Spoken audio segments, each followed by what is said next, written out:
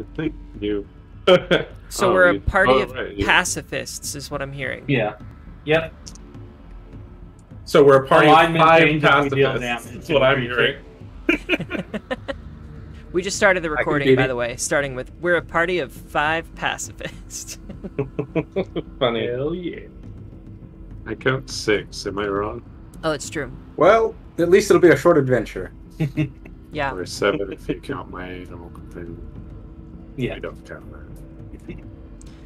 that. Last time you ended up in a scrapyard after fleeing from the city's, like, not the city's, the bank's guards. They chased you through the alleyway. Well, they chased you out of the bank into the alleyway. You all escaped. Tag fell unconscious in the process. Rosaline brought her back up, and then everybody escaped, and you made your way toward the Wailing Scrapyard. When you got there, this mysterious, weird goblin figure stood atop the piles of trash and was like, "Shoot down that pile of trash," and it, like, fell down, and you are now completely, it seems, completely cut off from your pursuers.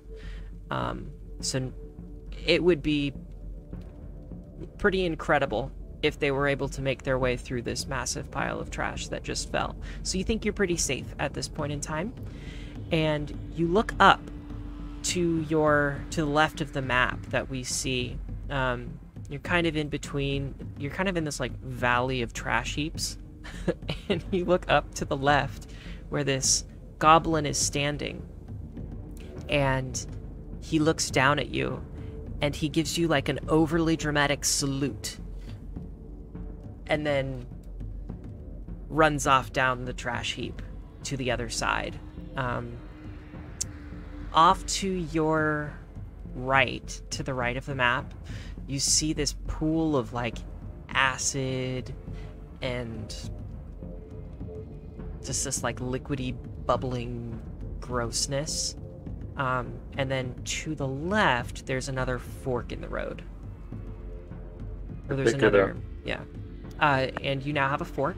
Add it to your inventory. Yeah. But what would you all like to do? My name is Ryan. I'm playing tag this evening. I would like to Oh, throw shit. Tag into the acid pool.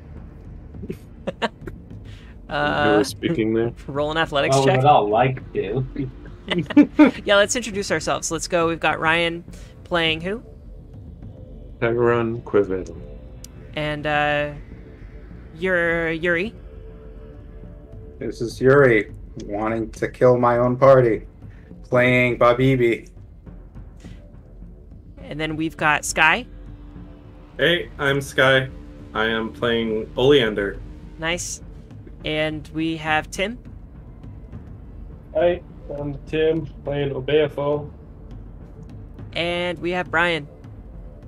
This is Brian, and I'm playing John Smith, a simple farmer. And we have Emma. And I'm Emma. I am playing Rosaline Emberbloom, the cleric of Aristil.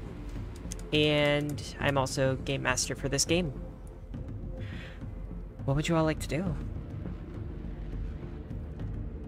I mean, I want to get a sense of which direction, like cardinal direction, is out of here from when we cased it earlier. Yeah, give me a survival check. Sure.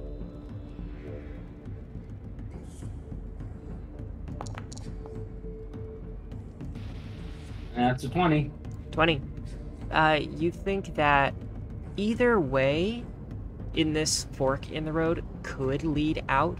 It's really difficult to tell with the massive trash heap that is in front of you.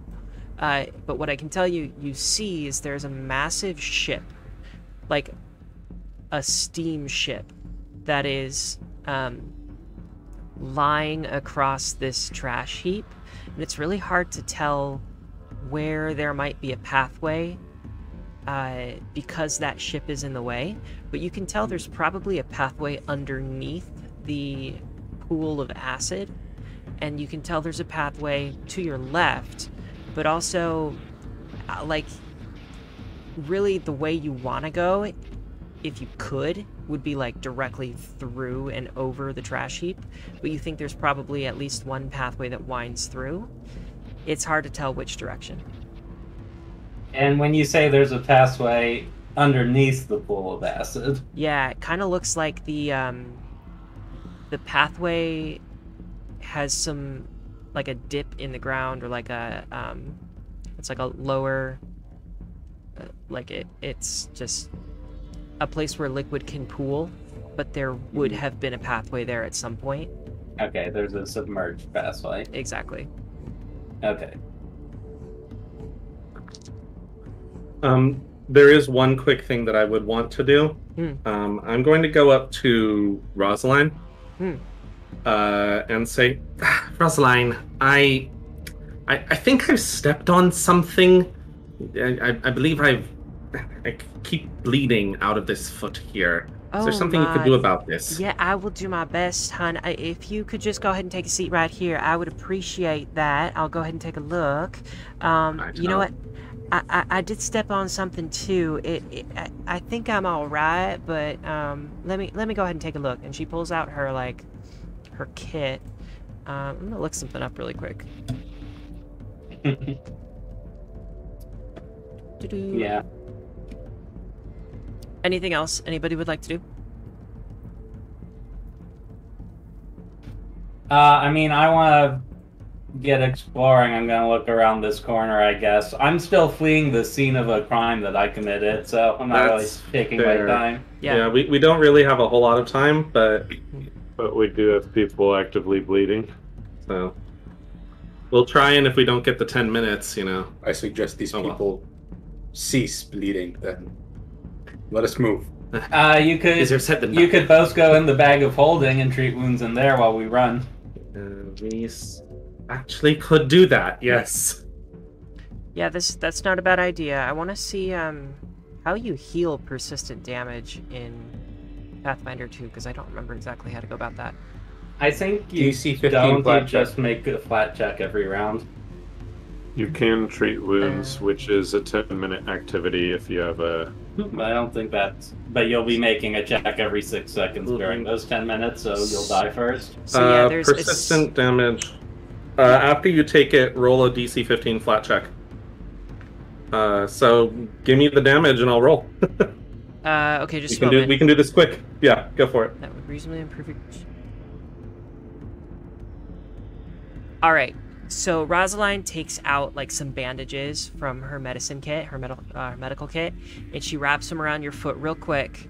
And she says, okay, let's try this. Go ahead and... Oh, I'm going to give you a medicine check. Okay. Rosaline, Amber Bloom, medicine. So is I think that's different than. Sorry to interrupt your absolutely beautiful singing, though. Thank you. I think it's rules is written. I think we would have to roll just a straight d20 because the medicine checks the 75%. Oh, you're right. Flat. Thank you. Yeah, but it says the assistants can reduce the check to 10 if it's appropriate to the situation. Thank you. So, Nice. yeah, I would say you just, roll a flat 10 until you succeed and take damage each time you fail. All right. So I got a 5 the first time. So Cool. then that's going to be damage. I don't remember how much we rolled for that first time, or how much it was. But that's one set of damage. Cool. When Babibi was second a time. mere child. Oh. Okay. Bobby, go ahead. When Babibi was a mere child, his mother would run to rub tomatoes on his wounds to stop bleeding. You know, Bobby, The that acid helped. is interesting. Continue, please. I am intrigued. And she's like, focus. Babibi sees a pool of acid to rub. Just over there. This will stop the bleeding, yes. Oh, I appreciate the offer, but I don't think that's going to work, hon. All right, John is walking around the corner. So you're going to take one set of damage, which I believe... Cool.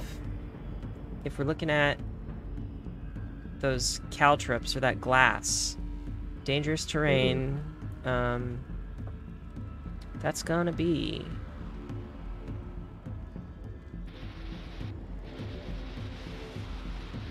1d4 slashing. You can take 3 points of slashing damage, but that is it. Or bleed damage, I guess. Friends yet. They can't catch up. All right. 3 points. You got it. Thanks. Yeah. All right. Thank you, Rosine. This It was 12 seconds. Oh, of course. this seems to be helping. I'm not too interested in trying Bobby's methods, but I'll see if I can try to learn a bit more. Maybe he's got something there. Right. The tomato juice would serve as a nice accent to the fur, I suppose. But Sure. more well, on that later. I don't think that's tomato juice, but yeah. Right. Speaking of which, have you seen anything over there? Well, I don't think so. It just looks as dead as a doornail. Everything's just kind of bubbly. Yep. Over this way, it looks like there's some tents. Oh, interesting. Give me a perception check.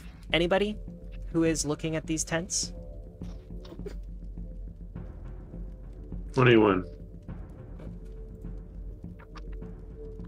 Well, And 20, dirty 20. Okay.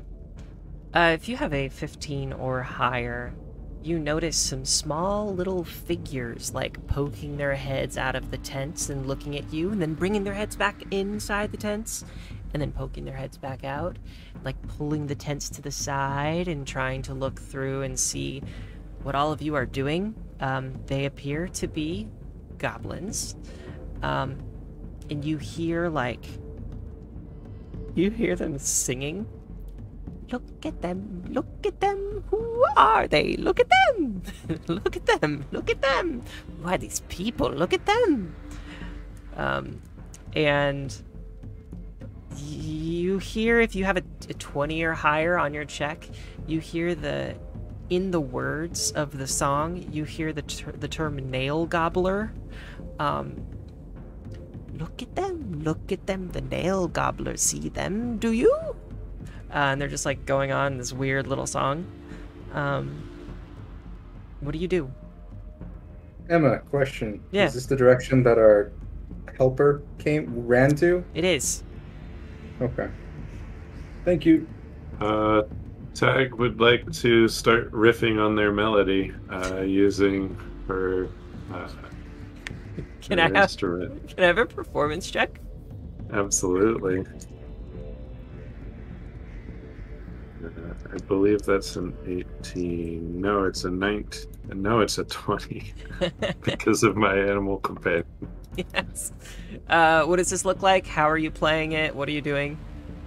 I believe I have the harmonica, and I just on the offbeats are blowing out and like having like harmonizing pitches that are like very rhythmic to their song, and then my quokka is making a little clicking sound that could be mistaken for hitting the side of a snare drum. Cool. It's beatboxing. Yeah, it's beatboxing. It's a beatboxing quokka. So you see, Tag, may I move you up toward the front of the group? Sure. Tag, you, Obeafo, John Smith, Oleander, all of you, where you are at the moment, you see nestled into these heaps of trash is like this little cul-de-sac of tents, and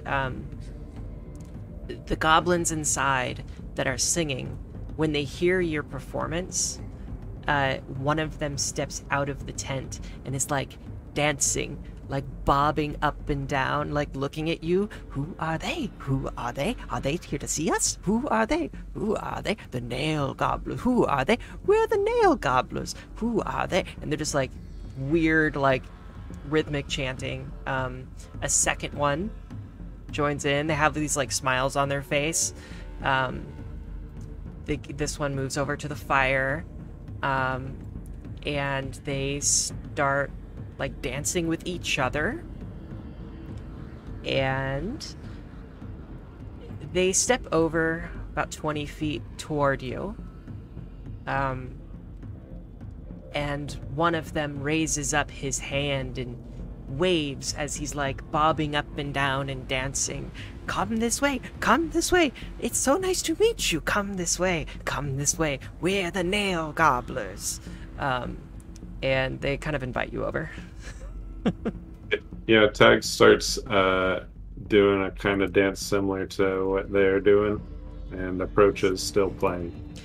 As you oh, go ahead. Can I make a society check on the nail gobbler? Yeah, Yes. me too. Yeah.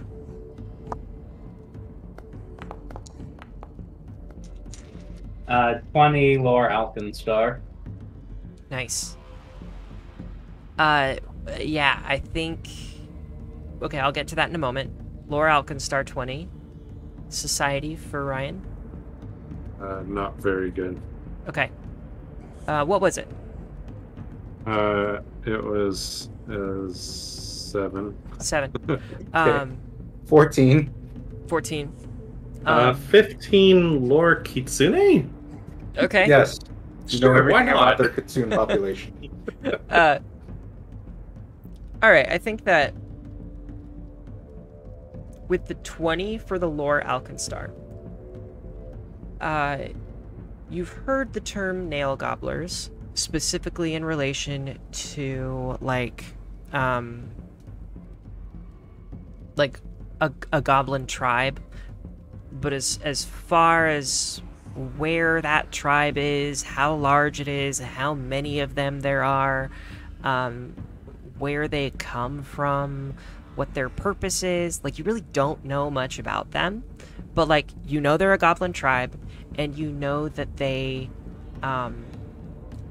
like a well-established group, and they look out for each other. So they have strong community values wherever they are. Like, this might be one place that they live. It might be the only place that they live. You're not sure. But the one thing you know about nail gobblers is, like, they look out for their own.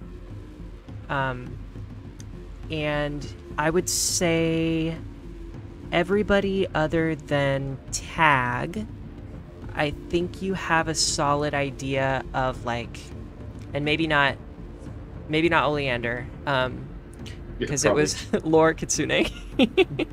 I think you would just look at this group and recognize that they generally seem like good people, good-natured people, and they do seem community-oriented.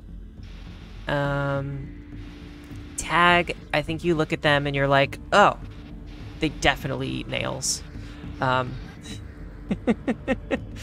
That's probably what you all get. Okay. Tag is... Greetings, trash dwellers. One of your ambassadors granted us aid. Hello, hello, hello, hello. What is your name? Hello, hello. Babibi's name is Babibi. Babibi, Babibi, Babibi. These are his associates. Babibi, Babibi, Babibi, Babibi, Babibi, Babibi. And they start chanting your name. And they, like, It's in the mouth, like what? come up to you and they start kind of, like, gently poking and prodding at your equipment. Like, ooh, what is this? What does this do? Ah, it's so sharp. Oh, no. I am sure to hold my equipment tightly in their sheaths. I back away about 10 feet. Okay. Tag, they're, like, closely inspecting your harmonica, like, trying to get up on their tippy toes to look at it, and, like, as you're playing it, they're leaning their face in to take a look. If they're on their tippy toes, they're taller than me, because as a gnome, I'm similar stature to them. Cool.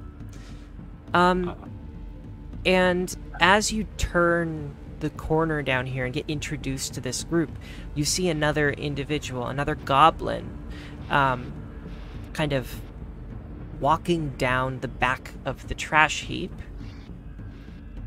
that you recognize. He's like over where I'm pinging down at the bottom right of the tents.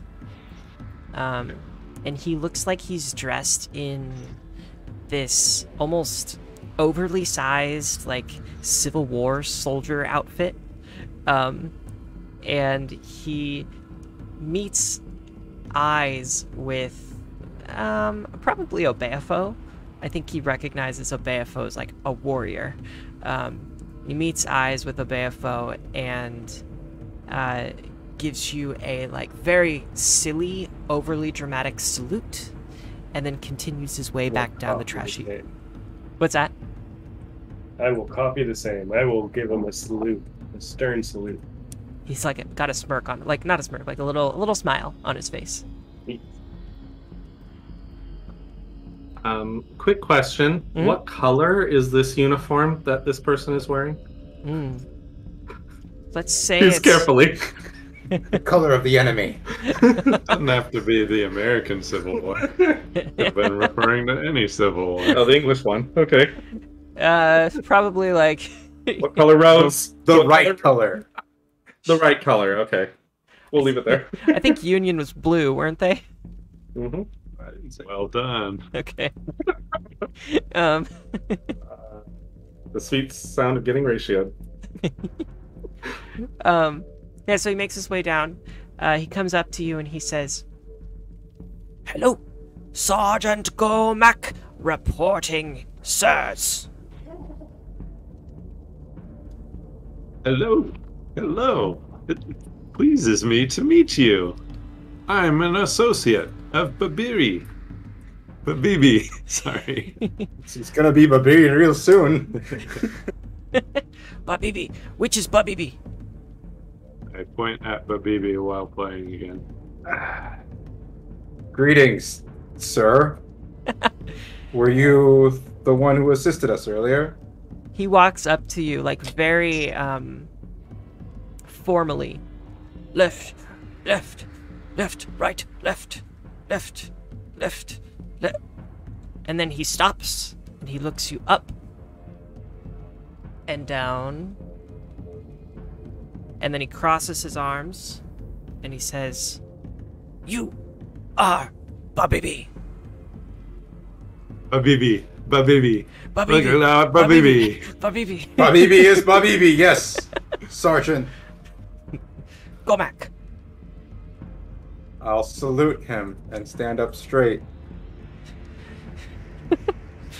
Sergeant, report! Yes, sir. Wait. Are you sir or am I sir? Ah! He turns around. "I must introduce you to the leader of the nail gobblers." He walks over, looks back, and gestures for all of you to follow if you are interested. Associates, in line! Start a horizontal line. Babibi, you have good command over your troops. Step! Step, right, left! Step! And down by the tent, there is an older looking goblin who steps out, and he looks all of you up and down. Hello, my name is Lord Glass. Welcome to my encampment. These are my nail gobblers, my goblin warriors. We are here to support our community. What brings you to this part of our trash heap?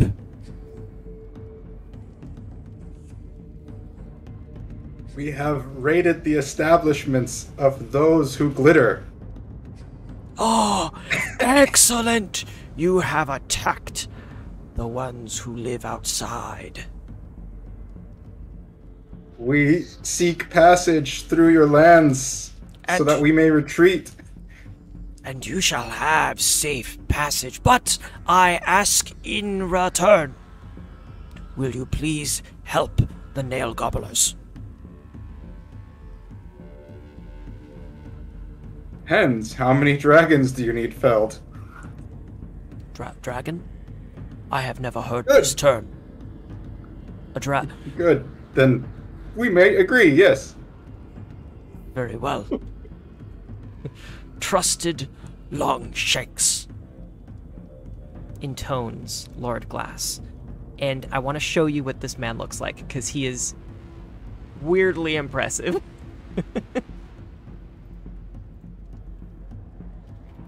See, Boy. Lord, was it Lord Glass or Lord Gloss? Lord Glass. He is a glass golem. He is an old-looking goblin. Nice. Yeah, in this image... Oh, look at that. He's so cool. In this image, he's got his left foot up on a rock. He's wearing an overcoat that is bristling in sharp shards of colored glass. He's got an earring on his right ear. He has a kind of a top hat that looks very silly and patched together, with different bits and baubles on it. And he's holding what looks to be like a sword, like a junk sword, a junk club, something along those lines. And he's like very proper acting. But all of his clothes are patchy and worn down, and he is a goblin. He cannot grow facial hair, but he has fastened to his ears, or to his cheeks, excuse me, a beard of like fur that he is like stripped together with like tape, adhesive, string, and it's just hanging down from his chin. Clearly as an Wears it effort. well. Yeah, as an effort to look like more what's the term? More lordly. Yes, He more succeeded lordly. at whatever he's trying to look. Yeah, he's cool. Fashion icon. Yeah. Quite the look. So and he turns to you and he says, Well then, trusted Longshanks. We welcome you to Scrap City and accept your offer of help. and he bows deeply, but he's weighted down by the shards of colored glass lining his clothes, and he almost loses his balance and falls off of his stack of milk crates that he has like set up in order to speak to you. He gathers himself. Oh, go ahead. Can I attempt to exactly duplicate the bow, including the almost falling, as a sign of respect? Yeah, go ahead. Performance check. This one can't be aided by my animal companion, so that's going to be a 13. Okay.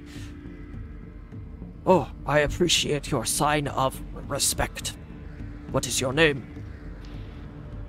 I am one of the associates. This is Ensign Tag. Ensign Tag, who is your leader? I look at Babibi. I can't say your name. Babibi. We are still working on this one's short tongue. It shall be brought in line soon. Ah, you are the leader of this fine crew of soldiers.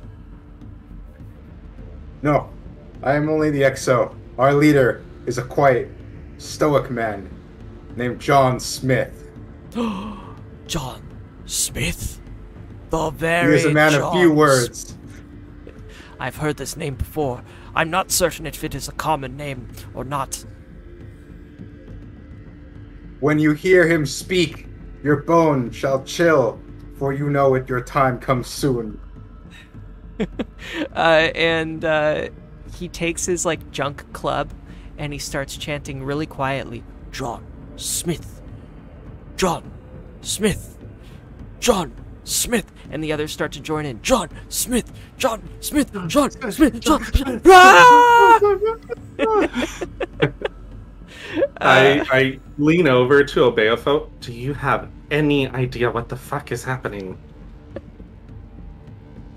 Obeafo's not gonna really respond. He's gonna say, John Smith. Oleander backs up another 10 feet. All right. John is going to tip his straw hat respectfully at Glass and then say, enough chitter chatter. He speaks. What is it you need from us? Oh, he speaks. Yes, of course. I recognize leadership, strong and true when I see it. Well, if you are able to help the nail gobblers, as promised, we will help you as we look out for our own and those who look out for us. We will promise to give you our best junk. And as he says best junk, all of the other goblins start like whispering and like, did he say the best junk? But that's our junk. Silence! If you help us, we promise you our very best junk. And all the others like, Yes. they're like, yeah, they promise to give you the very best of what they have, and what they ask in return is To make the gnolls go away. Make the gnolls go away. Make the gnolls go. oh, and everybody starts chanting. Yeah. Oh goodness, what have I started? All right. John raises his hands up for quiet and then says, where are these gnolls? The gnolls. They are within our scrap city, but they are north, over the great wall ahead, and beyond the pool of acid.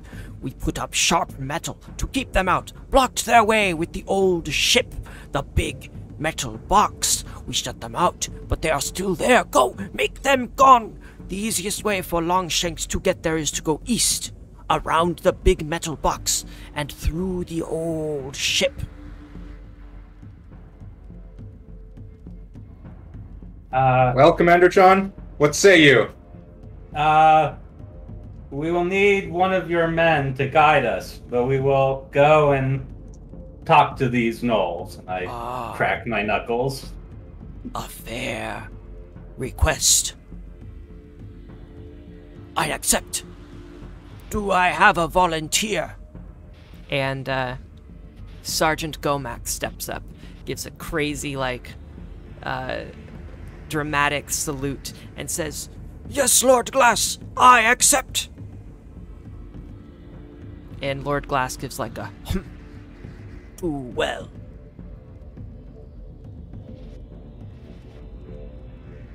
Okay. How was that salute done? Hua. I like will that. emulate that salute. okay. Wow! Okay. I nod at the guide and say, lead on. Yeah, as you start walking, he like starts talking about some of the things. So first off, We must make the gnolls go away. The gnolls are... wait, just a moment. The gnolls come to our scrapyard and attack us. They attack Longshanks too. They are not good for our scrap city, or good for your city. Or good for our alliance. Agreed. Agreed. Agreed. Agreed.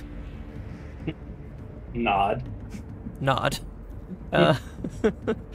Baleful will say nod. Yeah.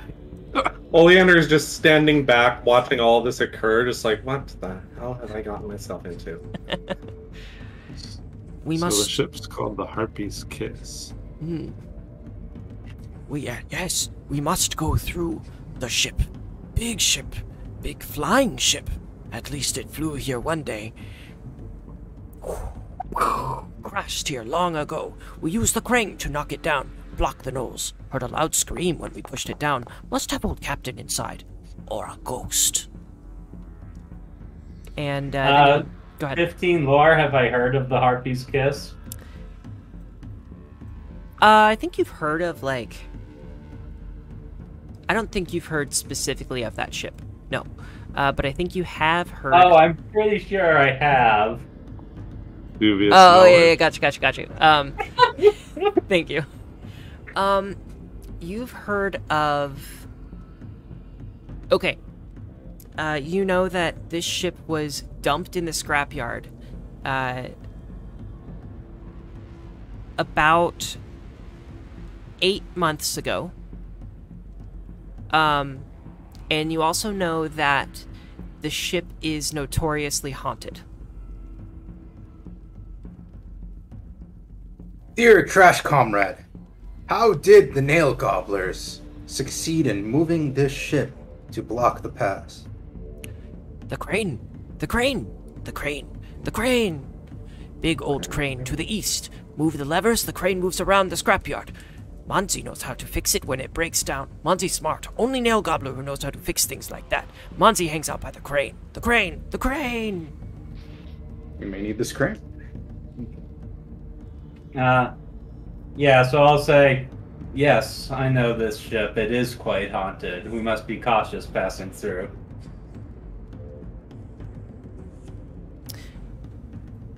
Who has ghost touch? BB does not. Okay. Let's see. I think we head over. Yeah, we follow. Okay. Take us to the entrance. Yeah, when you arrive at this pool, first thing you notice is, like, this is some corrosive, gross acid. It looks incredibly dangerous to be walking through. Now, let's see. The other thing... I'm just going to read this. So, a reddish-brown, circular pool of water stands in the center of a large open area with stacks of metal and wood to the north and south. To the east, a large steel box, already pitted with rust, blocks the way past the pond. At the bottom of the pond, a large pile of cloth sits mostly motionless, some unseen current causing bits of fabric to dance in the water. And you also notice that there are, like, these really viscous bubbles that are popping. Like, the liquid looks pretty viscous, and every now and then some air escapes to the top and takes a long time to be released before it pops. Feel free to give me a check to learn more about this. What skill will we be rolling? Whatever you think might be appropriate. Alright. Nat 20 on engineering, 27. Yeah, I was going to do the Nice. same. Engineering, 18. Cool.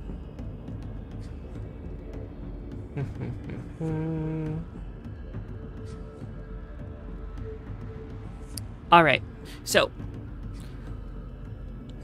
it looks as if you try and create somewhat of a walkway out of trash, you think you could make it across.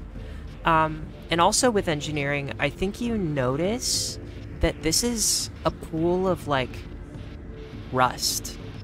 Like, there's a bunch of water, and then probably a bit of acid, but honestly, most of this yellowy orange material that's making the pool this vibrant color is in large part, like, rust that has been that has dripped off of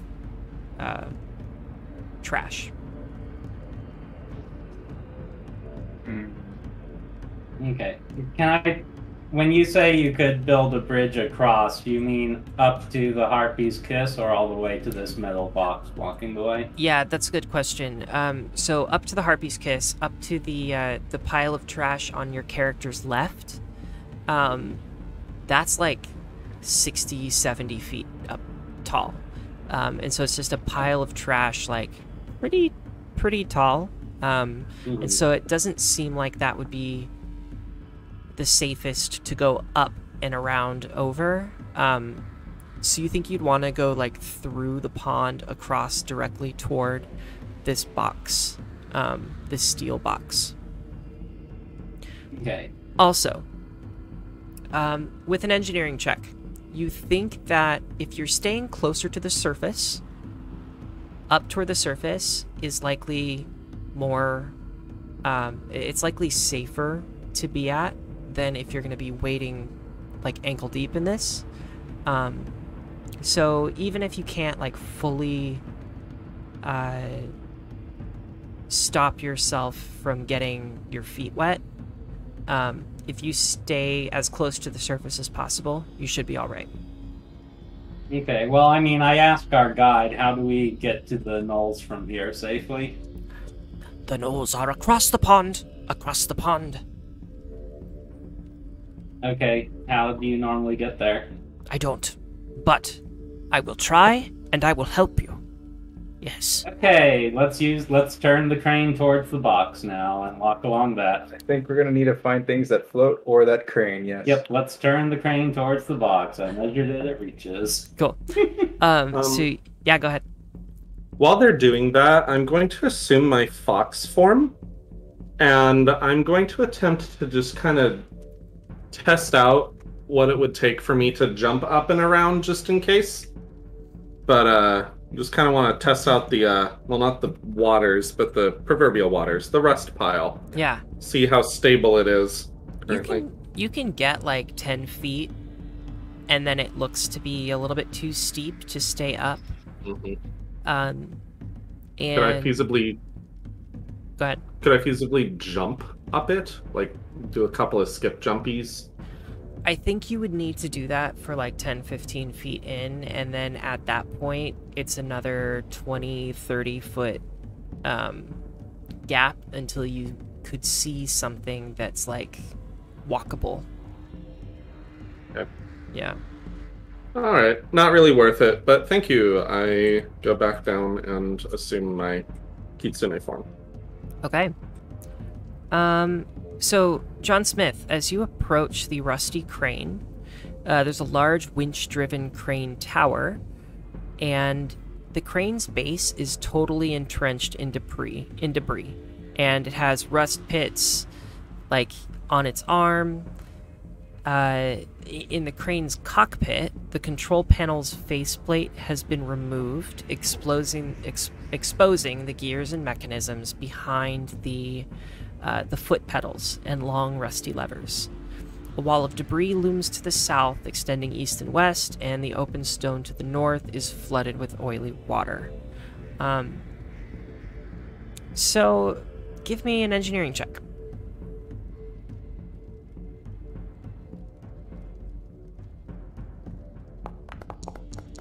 Uh, 18. Okay. And are you right there as you're looking at it, or are you, like, on the crane?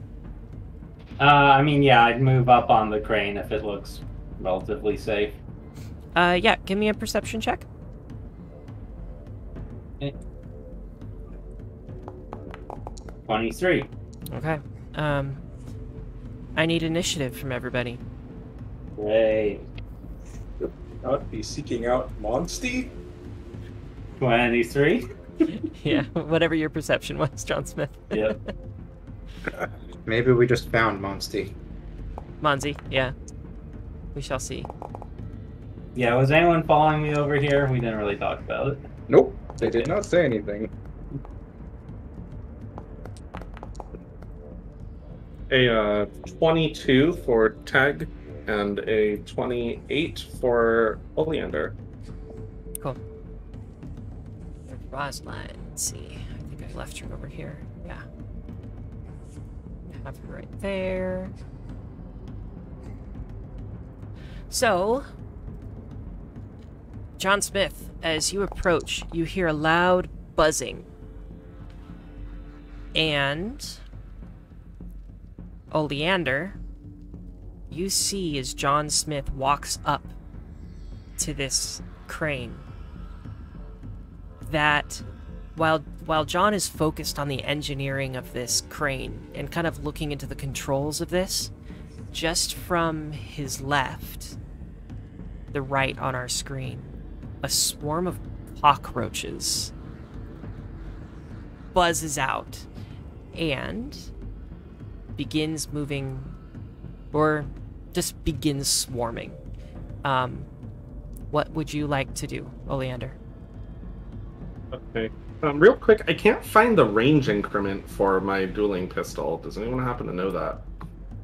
Pistols are usually 20 or 30. Let's take a look. But first thing, do I see a target? Just the swarm? Yeah, 60 feet, by the way. But you do. Oh, you see this is the token right over here. Oh, hi. Big one. Okay.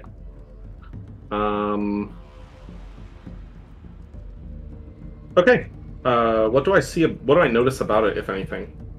They seem to, like, as John Smith has approached, they seem to, like,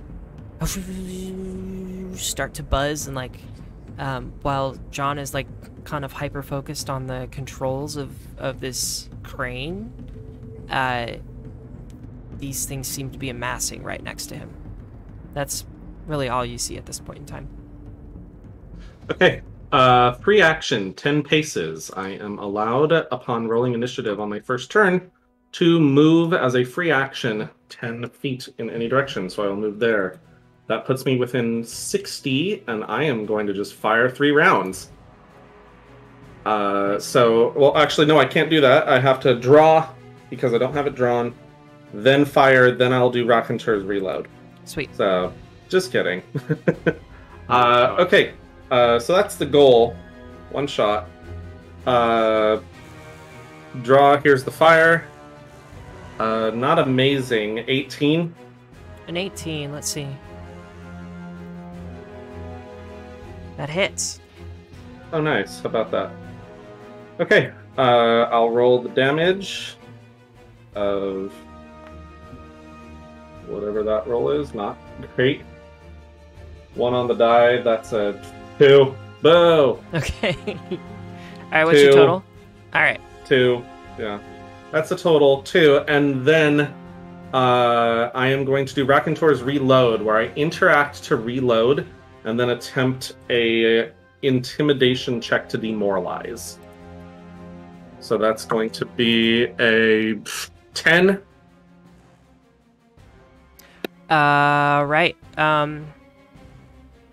You don't see any change in the cockroaches. Also, as you fire your gun, you notice that the bullet seems to go straight through the swarm. Mm-hmm. All right, is that your full turn? Yeah. Okay. At least I know. Yeah. Next is Tagran. Tagarin says, "Watch out, John. There seems to be some bugs over there." Ah. As a free action, I talk. That would actually be a point out action, if you want to do Okay. it still. Didn't know that was a thing. How does it work? So you take 1 action and you point out an enemy to any of your allies, and at that point, all of your allies are aware of it. Sure. I will point out the bugs to John Smith. And then I will begin a performance. So all allies within 30 feet are inspired by my performance and get +1s. +1 to attacks and saves, I believe. Something like that. Okay. Inspire courage. Nice. Then... Also damage rolls. and also on damage rolls. That's Yeah, right. Yep. But I just forgot to mention it. does it have a range of performance as well? Yeah, 30. I'm not. 60 foot, apparently. Okay. They Cool, increased it. So I'll also move forward so that John Smith is in it. So I move forward 25 feet. Cool. And that's me. Nice. Then we go to our cockroach swarm. John Smith, you are now aware, as Tagrun has pointed them out, that there is a giant cockroach swarm that has begun to amass right next to you. And they are going to take one action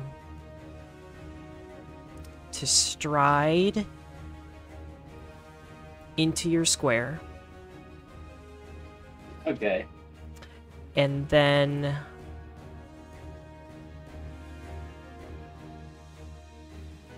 they're going to attempt their swarming bites action. I'd like you to give me a reflex save, please. 19. 19. You will take half damage. Okay. So you're going to take 3 points of piercing damage. That is their first action. Their second action is to do the same thing again. I would like a second reflex save, please. 10. Oh, with a natural one. I don't know if anything happens on a natural one with this, though. I don't think it does, so you just take normal damage, which is 4 points of piercing damage. Okay. And that is their turn. We go to John Smith next. Okay. It's an action to do a knowledge check, right? It is. Yeah, that's a shame. Mhm. Okay.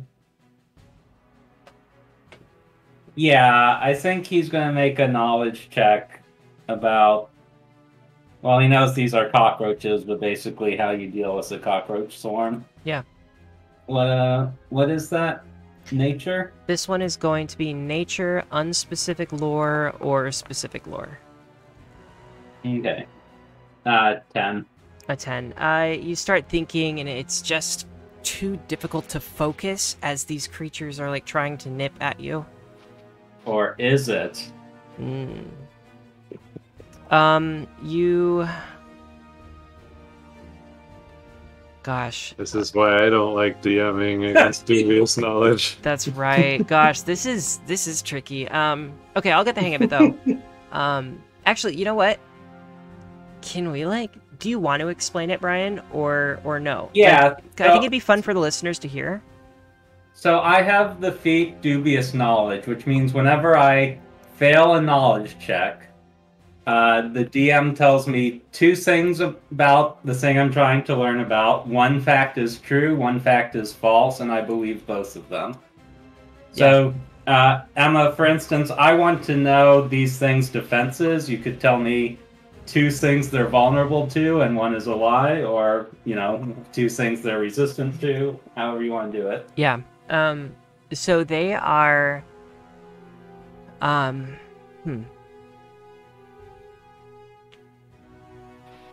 As they start nipping at you, you're like, and you realize that while they're dealing out piercing damage, they probably are resistant to piercing damage. And you think that they are also resistant to,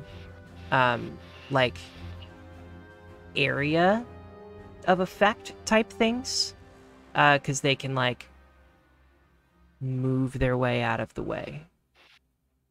Okay, so with that, I am going to run 50 feet back to my party, because I don't know why I separated from them, because I'm dumb. And as I run, I'm going to yell, they're fast, you can't stab them and you can't splash them, just stomp, stomp, stomp. Okay. Nice. Is that your full turn? Okay. Yep. Abeafo, it is your turn. Alrighty, I'm gonna move in front. Maybe. Oh, I can only get 20 feet. Cool. And I will grab a staff out of my pack. And that will be my turn. Cool. I think. Do we put 3 actions? 3 actions. I will also raise my shield. Nice. Yuri, it is now Babibi's turn. Comrades! Torches! I will drop my backpack as one interaction on the floor. Second interaction, with both hands, I will pull out a torch in each hand. And with my third interaction, I need to see the map. Oh. I will toss torches to...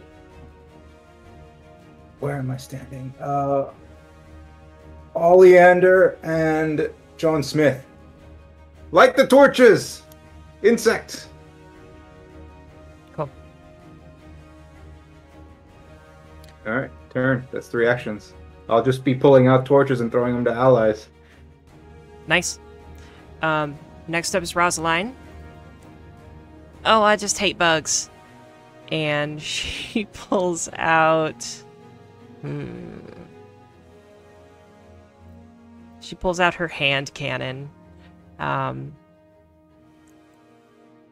She will stride 25 feet. She's going to stride another 15 feet. And that is her turn. So she strides... She pulls out her hand cannon as one action. She strides 25 and then she strides 15. And she's like, "Don't worry, John. I got your back." And then Sergeant Gomak. He pulls out a drum from behind his back, and he pulls out drumsticks. And he looks at Tag, and he says, I recognize the music that you made earlier. I will do the same. and he begins playing his drum. Soldiers to battle! And he starts like playing his drum as a bard. Yes. And all of you gain. He does the Inspire Courage cantrip. Does this stack? I don't Gosh. believe so. It just covers a different area. Yeah. Okay. So then what? They're both a status bonus. And is it one action? To One Inspire action, Courage? yep. Yeah. Okay. So what he's gonna do then is I don't think John Smith got it the first time, or did he? Once He he's moved in out. the area, I was still performing, and so then he now benefits from it. Okay, so I think he'll follow Rosaline over to where Rosaline is, and he'll like pull out his drum and start playing. So Sounds he's good. like, I'm gonna say in this square. I don't have a token for him at the moment, but yeah, that's what Gomak does. Okay. We're back at the top of the round. It is Oleander's turn. I hold the torch. I look at Babibi. What am I supposed to do with this? Light it and hit it. Okay. Interaction. I will light the torch. Cool. Movement. I will move to there. And I am going to not do anything else, I think. I could just move up to it and be bait, which I would rather not do. And I don't have enough actions to ready. So I'm just going to stand here holding a torch like a idiot. Or feeling like one. Okay. How much of an idiot I am was soon to be determined. Said by the person shooting a swarm of cockroaches. Yes. Okay. Hey, watch it. I'm scared. Okay. Is that your I turn? should have said, shoot, or something. Missed opportunity. Oh, well. Yeah, I'm done. Gomak gives a little ba-dum. Aw. Tag, it's your turn. Tag will continue her inspiring performance as her first move, and then will ready to cast a spell as a 2-action thing. Cool. With the trigger of if it moves within 30 feet of me. Okay.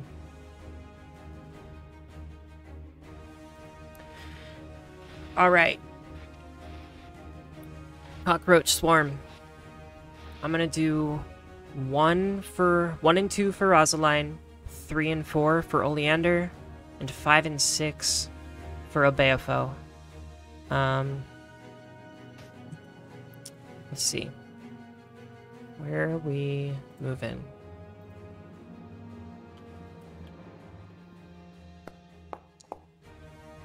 That's Oleander, I believe. Yay! Okay. This Backer. swarm. What is its speed?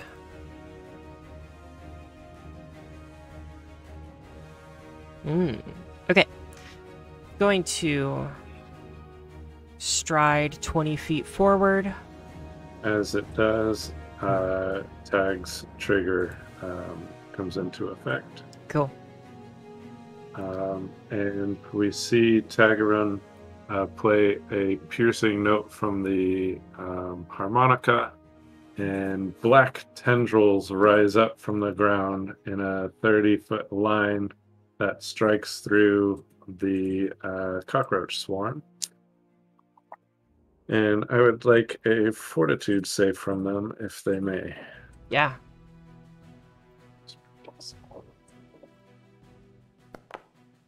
Oof. That's a total of a 12. So that is a failure, but not a critical failure. So they take 4 negative damage and persistent damage of bleed 1 if they're Okay. a living creature. Okay, and I'll take that, I believe, at the start of my next turn. For the persistent, yeah. Cool. All right. Then, as its second action, it strides into Oleander's turn, or Oleander's square. Mm-hmm. And as its third action, it will use its swarming bites. I would like a reflex save, Oleander. Reflex. Reflex. That's not amazing. That's 12. Okay. Swing the fire! That is a fail. You're gonna go ahead and take 7 points of piercing damage. Holy cow. I don't know if they are mindless, but I will use Glimpse of Redemption on these cockroaches. Interesting. So Is that a reaction? It is a reaction if they are both the enemy and my ally is within 15 feet of me.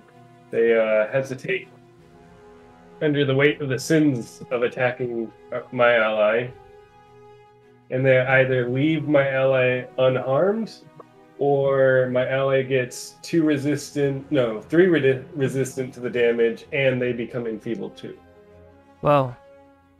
It doesn't say anything about being Mindless, yeah. mindless, but Yeah. you can roll that. So they are a swarm mind. So they have a mind. And so I would think they can be affected by this. So do I just choose between those two options? Those are your 2 options. Okay, so I can. Enfeebled is attacks, so it's a -2 on a damage.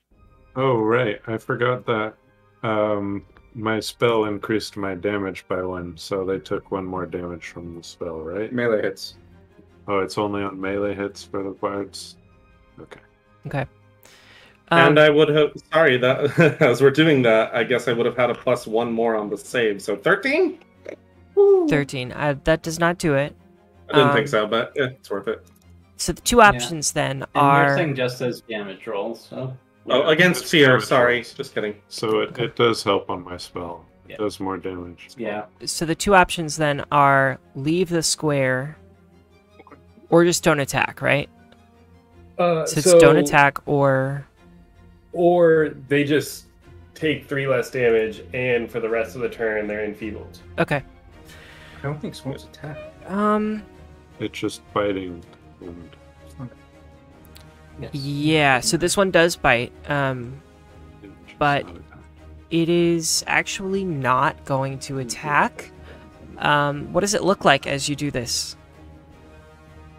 I will kind of put my hand out, and as it's trying to attack my ally, I like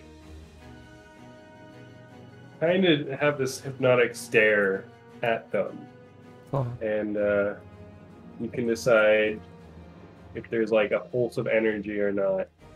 Yeah, I think there's maybe like a curved shield that like encompasses the swarm as it's about to attack Oleander. And they look like they stop swarming for just a moment, and they like kind of start falling, and then they regain their sense of control and continue buzzing, but they don't bite at Oleander. So you don't take that damage. Oh, well, that's much appreciated. Thank you. No problem. Okay. Then next will be John Smith. Okay. Let's see. All right. So John Smith is going to move up to the swarm, then take out the bag of holding and turn it upside down, dumping the giant chest on top of the cockroaches. Whoa. Okay. Give me...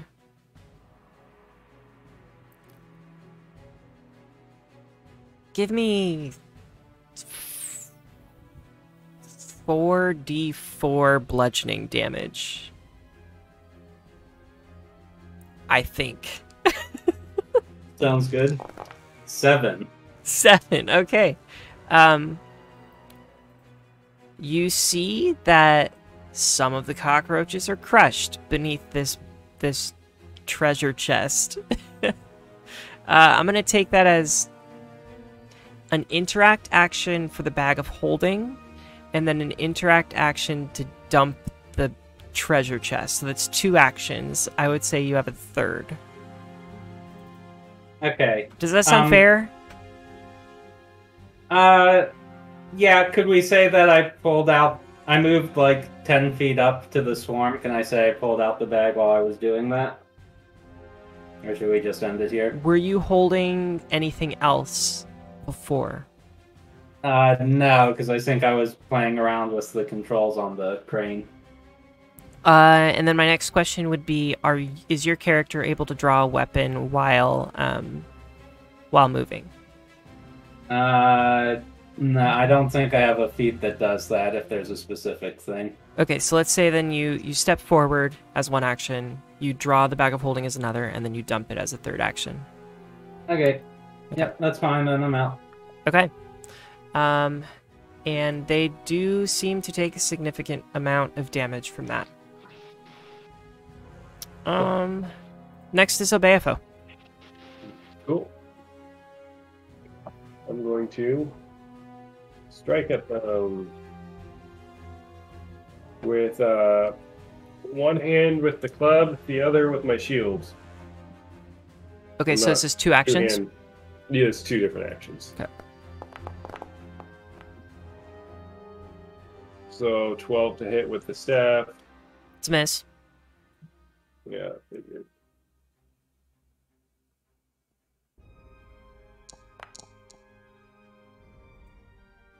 $15 with the shield.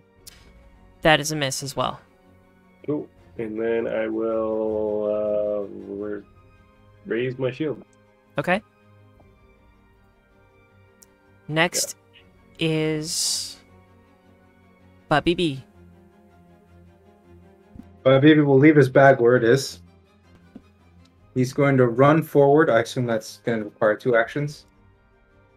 Yep. 1 action. Okay. Oh yeah, 1 to just to move, yeah. I didn't know how close I was. All right, first interaction. I'm going to draw my second buckler and place it in my left hand. Okay. No, my right hand. As I'm running forward, I'm going to loosen the buckler on the left hand and hold it like hands in each hand, like flat surfaces, not attached to my arms, but just like holding flat bucklers. And as my last interaction, I'm going to beat the floor with all the cockroaches with my shields. Yeah. Or you will determine the damage because this is completely out of rules. 28 to hit. 28 to hit. What I would say then, are you using I think it would be a shield bash, a really Yeah. unconventional shield bash. Yeah, just do that. Give me your damage for a shield bash. And are you doing this twice or are you doing this once? No. We're just being flavorful. Okay. Yeah. 6 damage. Cool. Bludgeoning. Most of the swarm is like either dead, crippled, or flying away, but there still are some of the swarm that are there.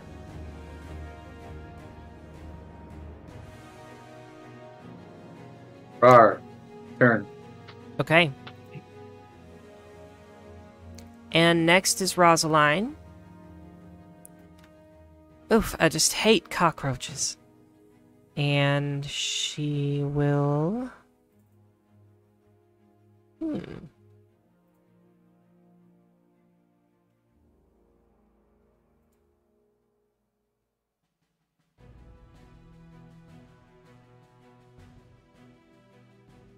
She's gonna say, I don't know if this gun's gonna do much.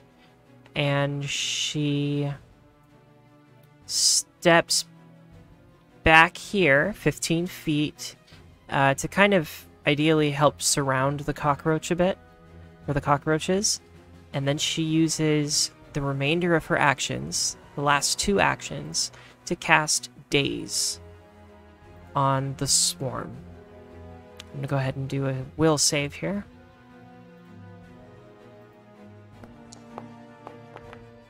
Ooh, wow. That's 22 will save for the cockroaches.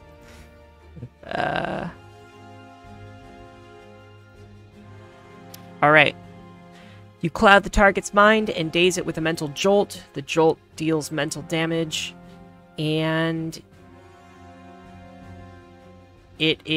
nothing happens. Let's see. I think nothing happens.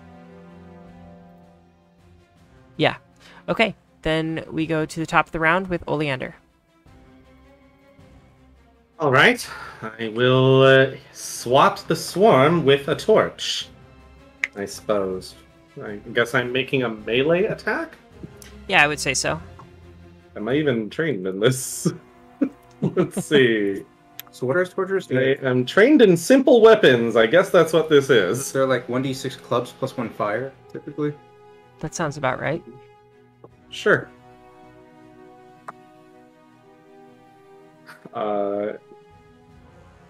11 11 plus to hit. whatever my... Oh.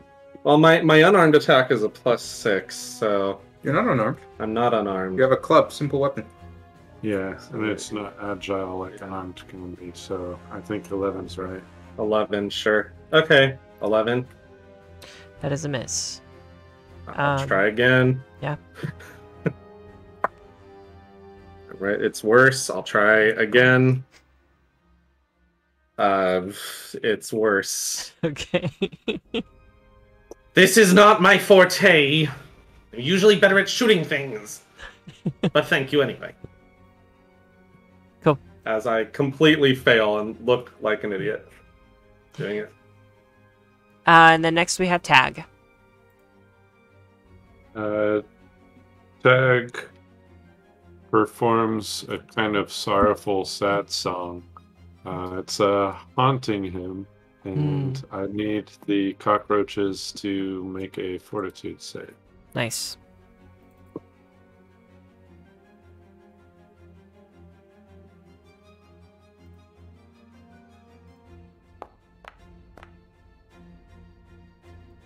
That's a 21.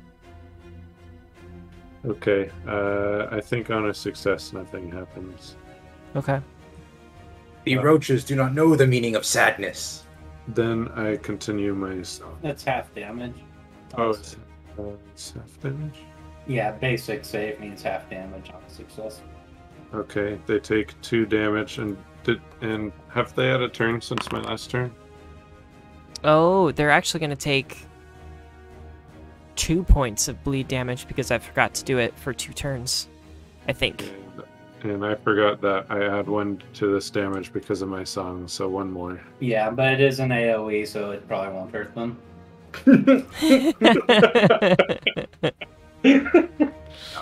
Calculating all of the damage, as you cast this spell, the last cockroach either dies or flies away. They didn't like my song. Huzzah, comrades! A dubious, sloppy victory against a simple swarm of vermin. Hip hip! Hooray! Hooray! Hooray! Hooray! Hooray! Alright. John says they must have been weakened by the toxic environment here. Normally they could dodge a cone effect like that. Tag is going to congratulate the drummer on such a powerful magic from banging on the drum. Thank you. Same to you. Mr. Babibi. I like this hip hip hooray. I have never heard of the hip hip. Oh yes, your people should make a song and dance about it. We shall. It will be You shall call it the hip hop. the hip hop. Hip hop hip hip hooray. To the hippity hoppity hippity hip hip hoppity hop. Oh. Don't stop. And we all break into... Oh no. It's a dance party ending. Just what I always wanted. dance middle, mostly. We will sing great songs, great battle songs of the hip hop. Hip hip hop. Hip hip hip hip. Hooray! Hooray!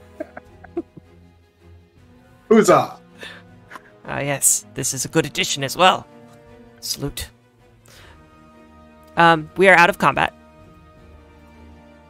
I And loot the bodies. So where did that storm come from? Because I was looking at a boat, and then Tag starts yelling that there's bugs, and then there were bugs, and then Oleander showed a masculine display of flailing desperately covered in insects. Well, I'm glad you thought it was masculine. Oh, it was fantastically done. You're welcome. They came from over here by the controls for the crane. If someone would like to escort me, we should probably look at those again. Probably someone that can actually do something against these. So I will respectfully sit this one out. Oh, I scoop up the chest in the bag. Thank you. It could take us some time to figure out these. Wait, where is Monsi? Monty, right? Monzi, I yeah. thought it was Monzi. Oh, I heard it wrong.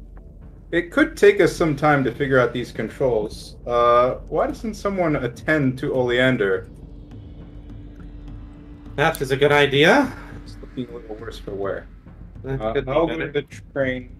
John, you seem to have mechanical aptitude as well.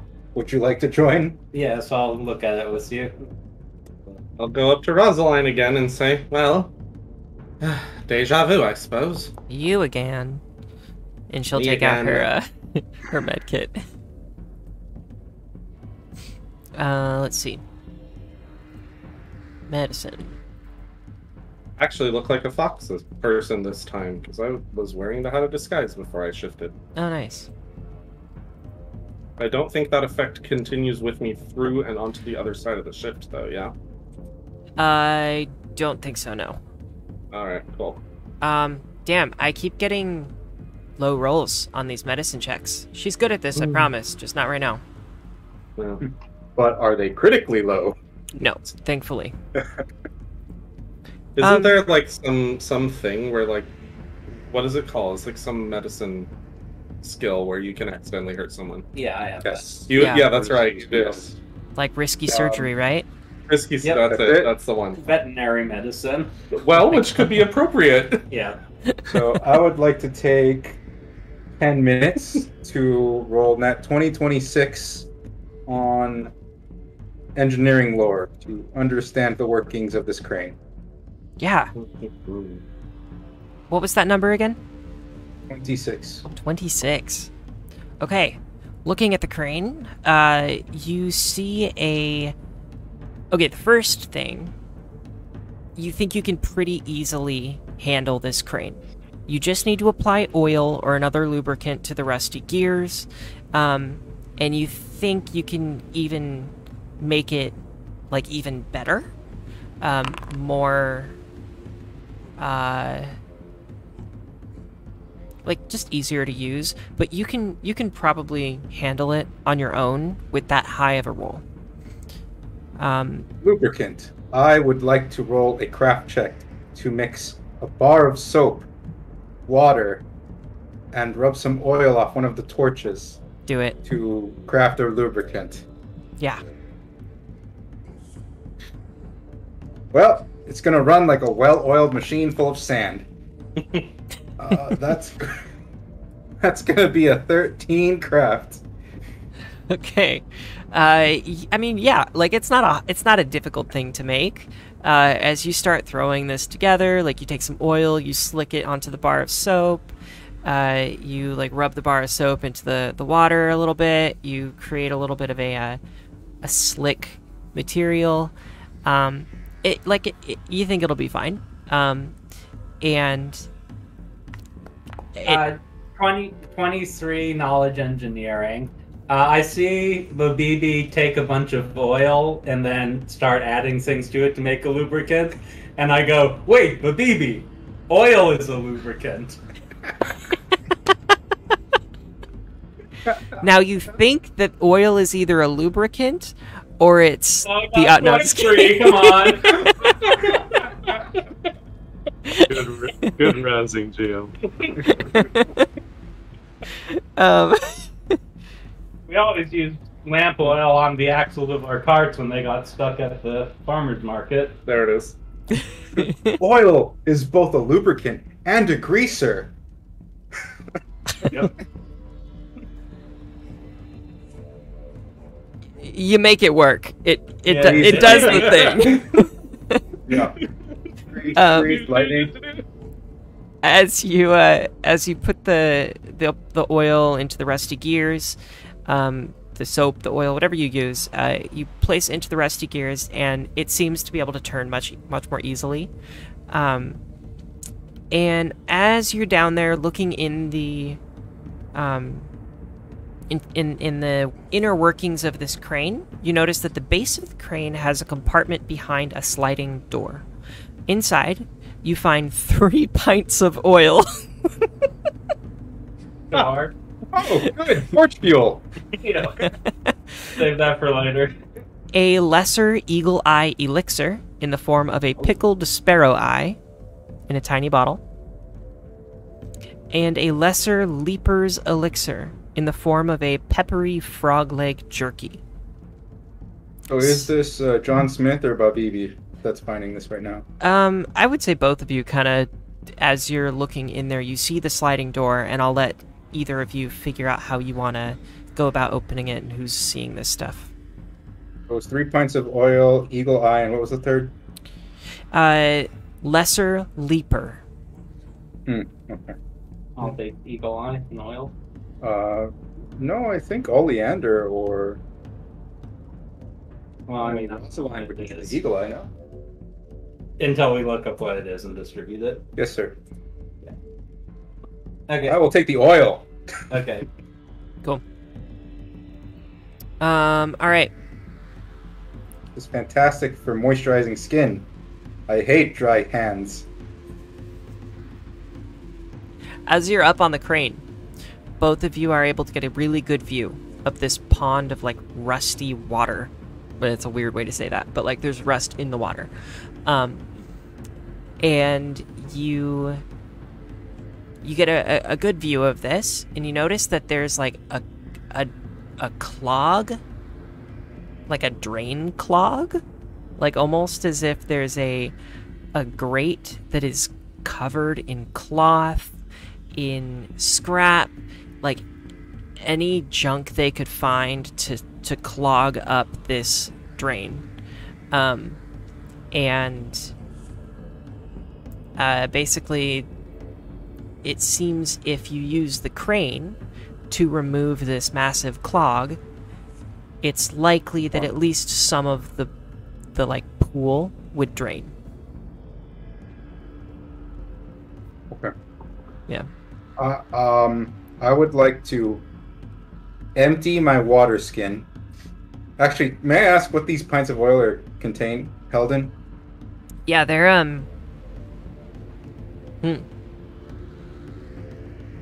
I think they're probably in glass. Excellent. I will empty a pint of oil. I need the vial. Okay. And I would like to skim the top of the water, trying to collect as much rust flakes as I can. Cool. You're able to do so. Habibi has many friends with dwarves. Rust has many applications. Cool. Rosaline looks at Someone can drain it now. Yeah, Rosaline looks at the group and says, well, how do we get across this? Yeah, John Smith will just say, I think we can drain it if I knock that cross aside with the crane. Here, hold on a sec. And he will attempt to do that. Yeah, and actually, you can carry your engineering check over. Okay. I think it was Bubby B's. But the two of you can work together to move the crane and pick up this massive clog of, like, disgusting cloth. And where would you like to put it? Are you trying to, like, set it down back where the arm of the crane currently is? Are you trying to put it somewhere else? Does it matter? Yeah. Let's do it a little closer than that, but yeah, back here Let's somewhere. throw it where we came from as another blockage for our pursuers. Yeah, basically. Cool. Yeah, and as you do so, gosh, can I get rid of this on the map? That would be so cool if this, like, drains off of the map. Like with the sound effect and everything too. Come on, come on. That'd be awesome. Let's Oh go, my gosh. Henry. I might actually have a sound effect for this. Sound effects.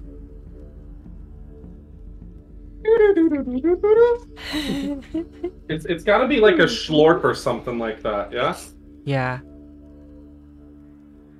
Oh man, there isn't. No, it doesn't. It doesn't have one. Although there is. Ready for this?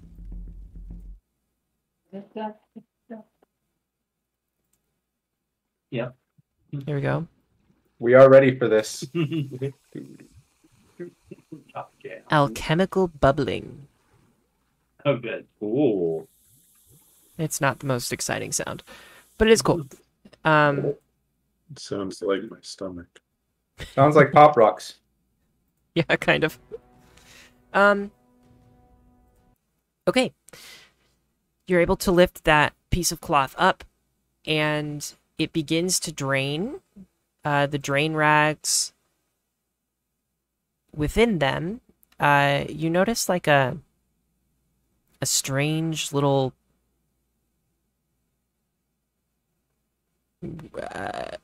you get an item. There's some loot in the hand wraps, Yeah. or in the thing, and it's hand wraps of mighty blows, which Boy, are the corrosive hand wraps of mighty blows.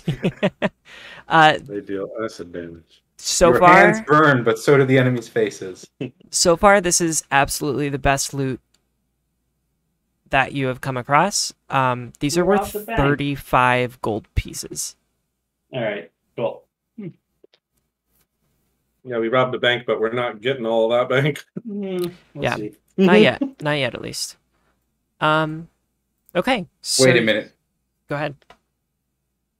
In the combat with the cockroach, did you fill the bag of holding with corrosive liquid that also contained our treasure chest? No, I never did that. Oh, okay. He, Good. He dumped the treasure out on them to stomp them. Okay, thank God. So there might be some cockroach bits in there, but No, they're really fast. You can't just splash them with acid or something. That wouldn't work.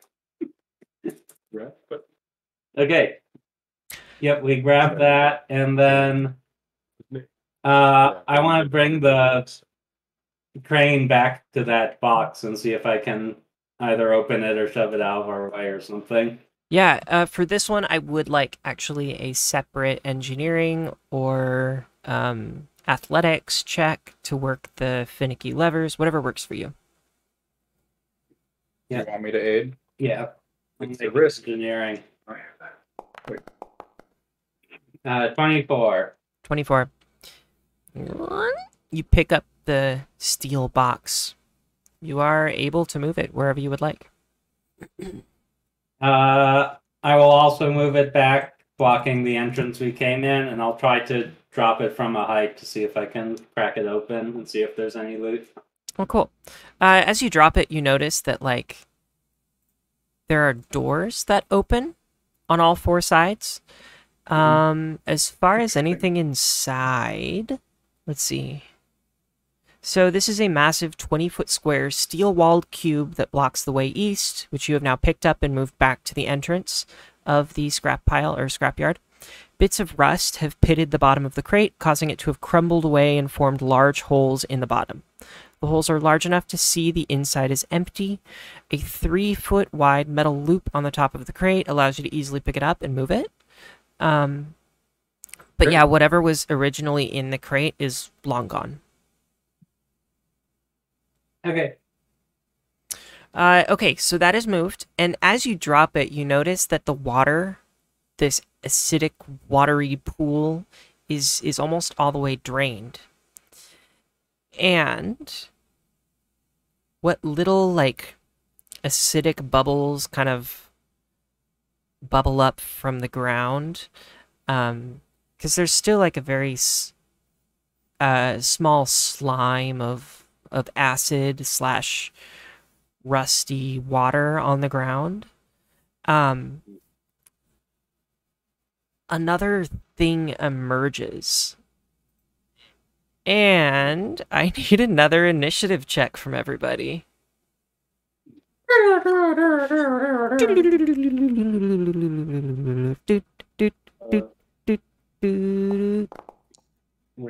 and I know which generation you're coming from now. 12. 25. Can you give us a new initiative? Yes, 13. Oh, Because we can just roll it on here. I got you. Too late. Okay.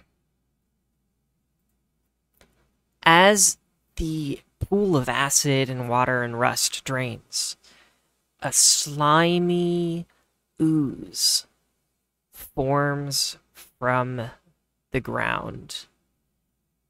And you notice it's covered in junk, and it's got this yellowy, rusty orange color to it. Let's get some music. It is a rust ooze. Gross. Can I make a knowledge check as it's emerging? so torches. As an action. Torches again. Alright. First up, Tag. You see this ooze emerge. What do you do? You knowledge. You knowledge quickly. You knowledge. Please, for the love of God, you knowledge. I'm a bard. Do I think I know what it is? What knowledge check would be appropriate here? You think you might be able to identify this if you knew anything about, like, occultism? I think that's one of mine. Is that one of mine? I'm blind. Where is it? There it is. Yes, I can do that. Yes, I can do that. 22 occultism. 22. Please. Yeah, this thing is a rust ooze. What would you like to know about it? Immunities and vulnerabilities. Yeah, no resistances. Immunities, it is immune to critical hits. It is immune to mental attacks or mental actions or whatever. It's immune to precision. It is immune to going unconscious. and it is immune to anything visual. So, like, if you were to do some sort of a, like a... Demoralizing glare. Right, exactly, something like that. Thank you. Then it would not be able to detect that. As far as weaknesses, you think electricity is going to hit this thing pretty hard. Okay.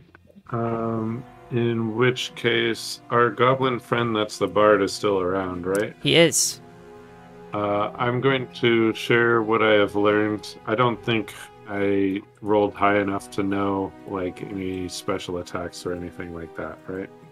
Yes. Actually, I think you could Yeah, probably get a little I bit just of that. wasn't sure. I wasn't sure how many things I knew, so I started with 2.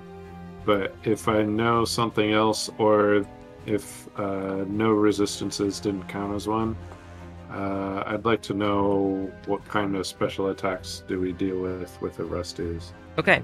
Special attacks, you are looking at... Oh,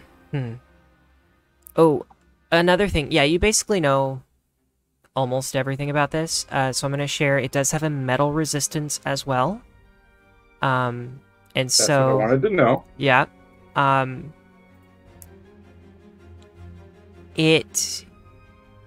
Another thing is called Rust. When a Rust ooze critically succeeds at a pseudopod strike, it deals 2d6 acid damage to a metal item that the target is using.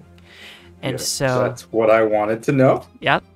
And then another thing is expect something similar to the tetanus that you ran into earlier. Oh, that makes sense. Yeah. Then, if I could, with my remaining 2 actions, I would like to ready a spell if the creature gets within range of me. Yeah. I say, everybody keep your distance, and say what they do.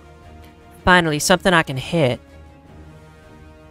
Well, Leander, still got that torch I gave you? Yes, I do. It's not made of metal. It's not. That's me. Cool. Oleander, it is your turn. I do have a shot loaded, so I'm going to 10 paces. I am going to go back 10.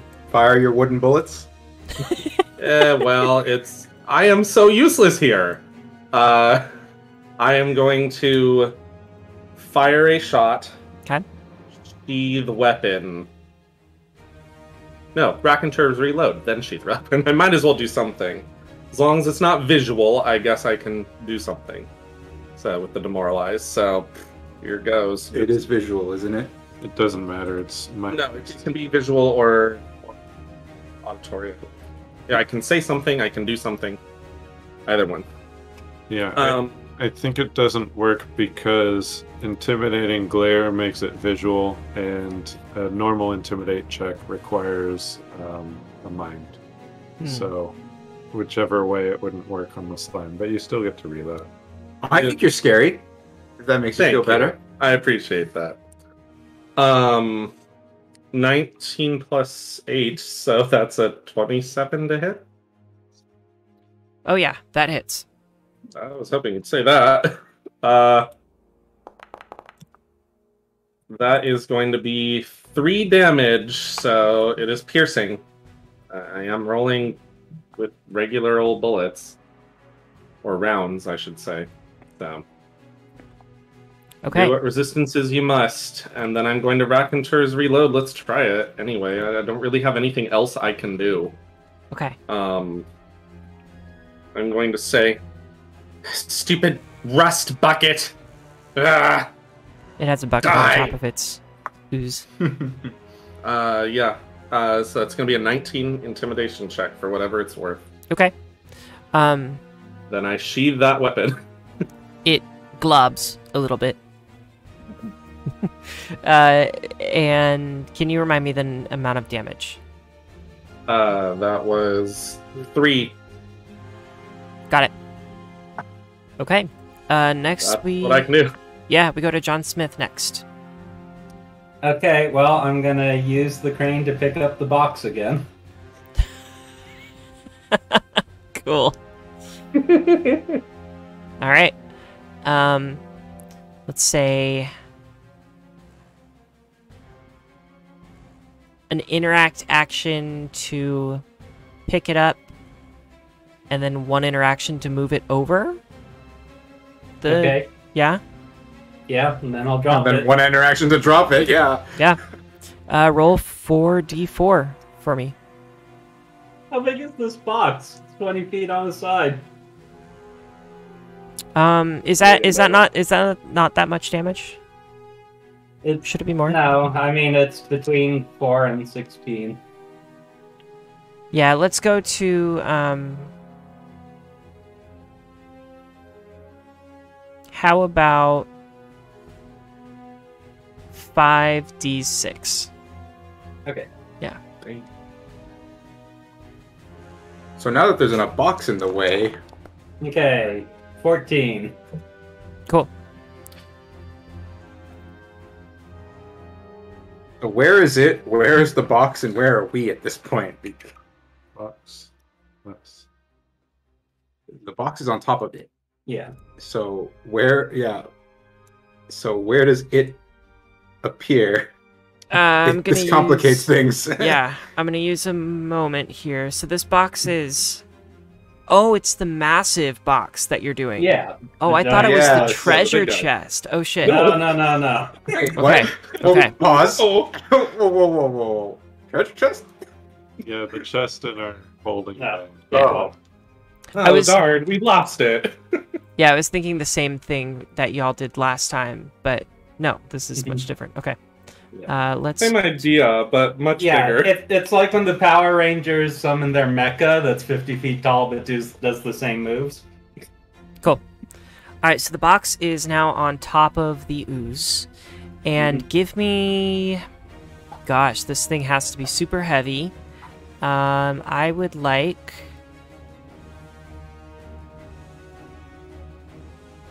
If y'all are going to keep doing this to me, I'm going to have to figure out how much bulk is worth damage. Give If. me... Y'all. Give me 60-10. Okay. Okay. But it's resistance metal, so Yeah. Sounds fair, actually. 41 points of So- damage, resistance, Yeah. metal. It better do half, because that's the problem. Otherwise, I want it so bad though. resistance 5. Yeah. No half damage. It went from 14 to 41 once she realized what the item was. Yeah. That was being dropped on it. So just Okay. flip. That's how it works every time, right? As an action, or as a reaction. Where's my token? As a reaction, the Rust Ooze uses Corrode Weapon. And the trigger is the Rust Ooze is hit with a metal weapon. Effect, the Rust Ooze deals 2d6 acid damage to the item, ignoring its hardness. Makes sense to me. Nice. Yeah, and it's going to deal 5 points of acid. And, as was already established, as the bottom of this steel box was already mostly corroded, it corrodes its way upward and through the floor, and it is now unimpeded. Inside the crate. Yeah. Just T1000s up through the bottom. I mean, Then- I don't think we know any of this. Yeah, we don't see inside the crate, but it's Yeah. in there. Okay. Let's go to All right, we Abeafo. got it. Combat Hey. over. Nice job, John. All right, let's keep moving. Another threat neutralized. Yeah, This Abeafo, what is do you do? easy. I mean, Do you all want me to pull you out of initiative? Until we Would see be appropriate, actually. until Yeah. we see the crate moving, we're gonna assume we won and keep moving. All right. Da da da da da da da da. I'll use my staff as a walking stick. All right, I we released are... the spell I was holding. You just do it anyway, or you just stop? No, doing I it? just Okay. stopped casting it. So, is there any rust residue on the floor from that lake? Because I'll collect some more in a sack if I can, as much as I can collect. Yeah, but we're also being pursued, so don't spend too much time here. Fine, just 1 sack worth of rust. That seems I reasonable. wanna I have my reasons. The dwarves told me. It's a material component like any other. I have caltrops, I have rust, I have tetanus traps. Alright, so you spend a little bit of time collecting rust scrap. Yes, please. And then we can move on. Yep. So the pool of acid's drained, right? Yeah, it is drained. So I'm gonna continue to the knolls. Work my way that way. Yep, walk towards Knowles. Walk towards Knowles. And I skip the rest of the encounters before the knolls. I go straight to the knolls. Do not Let's have go. information. Yeah, we'll do horizontal line like usual. Good thinking, John. Yeah, that was cool. How do you get one of those permanently? It's just a crane moving around. John, are you continuing with the group as well? Yeah. Yeah, Okay. I'll come out and walk over to everyone. I would like to know what is party order. Is this the order? I feel like Oleander shouldn't be right up front. I feel like it's odd that the fighter is constantly not at the front. Are you So the do I. fighter? So, Yeah. Okay, so am I. So it's like, God, it's like one of those sliding puzzle things, Yeah. moving all these tokens around. Come on, guys. Get in fireball formation. We already did it. It just doesn't show it on the map yet. Uh, that's the front too. yeah, Rosaline is near the back. John Smith, are you near the back as well? Yeah. Okay, All right, and this seems right. yeah, and then right next to you we've got Gomak, who is playing his drums as you all walk. I will draw my weapons, though, on the way here. What's that? I will draw my weapons, though, since this seems dangerous now. Yeah. I'm gonna move the group. Also, Go ahead. I'm also going to redraw my weapon. Okay. I'm They're gonna just move so paranoid. Left. Right. Just Look. been playing my harmonica. group right there, and then everybody sees the rust ooze emerge from the crate again. We're entering initiative again. Oh, God damn it. We're entering its second form. There's another one, guys. It was another. Oh, great. I think the Oh, crate shoot. is carrying them. Oh shoot! There might be more in the crate. Are we re-rolling initiative? Yes. Okay, Tim, please. Tag, I accidentally rolled for you, thinking it was Rosaline. It's all right. It's 19 was what I Plus actually five. rolled. I do. Okay. Okay. You got 12 again. Better than me. Let's see, okay. It makes sense. I'm in front.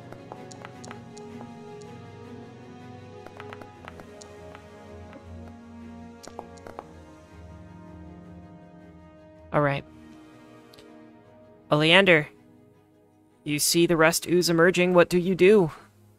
I'm going to get the fuck out of there. That's fine. Is there someone near me who is currently not holding a torch? Rosaline is not. But BB is also not. I'm not holding a torch. I have. Does anyone want a torch? Who can use it? No thanks. I'm okay, but thank you. Fine. Do you mind losing it? I have a club. Cool. I'm gonna throw the torch at it. Nice. You're So probably better at that than I you are am. hitting it. I am probably better at that, but I mean, you know how I usually roll. So, what am I gonna add to this? It's Dex. It's a thrown weapon. So +6. Plus 6. It's going to be your strength bonus added to your damage, though. Cool. Never mind. Doesn't apply here as the torch sails wide. Okay. All right. Next up is I Rosaline. leave. Well, I'm gonna stride. Well, there's still 2 actions. Oh, that's right. Yeah. Sorry. I'm out of here. I can't climb this. Is this? That's gone. That's No, completely the gone, crate's yeah, moved you're good. over. I abscond. See you losers later. Nice. Next up is Rosaline. What a heroic display of cowardice. Yep. Okay, Roz will look back at this creature, give it like sigh of frustration, and she's gonna cast. Fine. Aristil, guide me with your light. Thank you very much. And she casts Concordant Choir. Interesting. And that's gonna be with 2 actions. The spell deals 2d4 sonic damage to all creatures in a 10-foot. Oh. She's gonna. She's gonna. Spell decides to move first. Yeah. Please explain what she's going to do. Okay, so she says, "Y'all go ahead. I'm gonna take care of this if y'all don't mind." Aristil, guide me with your light. Thank you very much. And she steps over here. To the south of the slime. To the south of the slime. Fuck. She's gonna go here. That's where I want to go. And then she casts Concordant Choir. 2d4 sonic damage in a 10-foot burst. Let's roll it. And that will be... Looks good. Yeah, fortitude save on its part.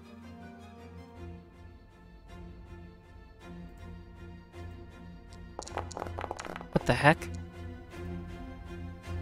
What the heck did I just do? You rolled it with disadvantage. Yeah. I don't know why it has misfortune applied. Weird. Hang on, let me do it again. Well, what was the first roll? In all honesty, we couldn't tell. Yeah. Okay, I'm gonna... both at the same time. Okay, so it's a... The first one was a 13. That's the one I'm taking. Yeah, okay. So 13 is a fail. Or it's a 17, which is still a fail, I believe. Yep. No, it's a success. Alright, it takes half damage. So 2 points of sonic damage.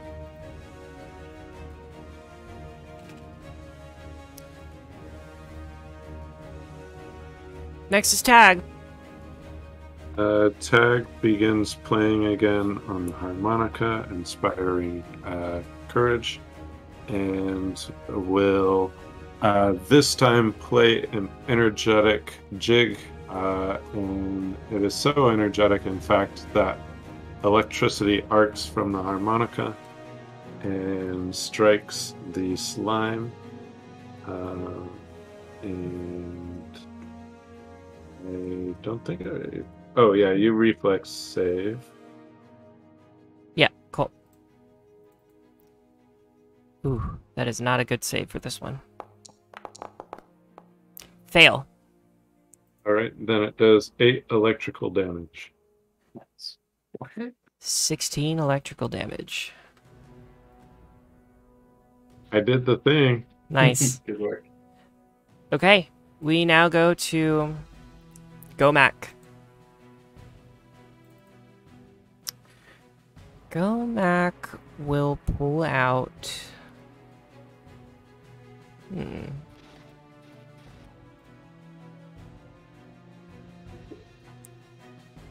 He's gonna pull out a short bow as one action. And then second action be to strike.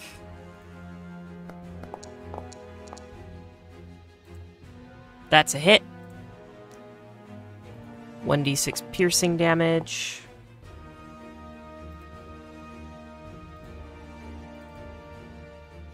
Third action, gonna do it again.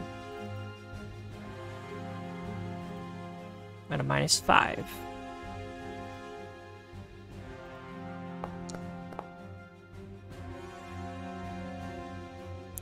Miss.